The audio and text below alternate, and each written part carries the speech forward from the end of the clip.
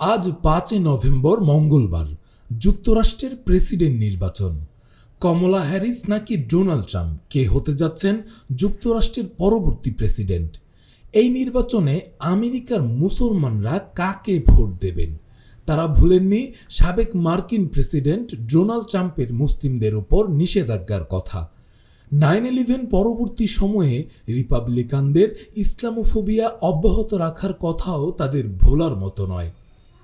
গাজার নির্মম ভয়ঙ্কর যুদ্ধে বাইডেন কমলা প্রশাসনের ভূমিকায় আমেরিকান মুসলমানরা হতাশ। ফিলিস্তিনিদের অমানবিক দুর্দশার জন্য ডেমোক্রেটদের প্রতি তাদের ঘৃণা আছে। আমেরিকান মুসলমানরা তাহলে কি করবেন?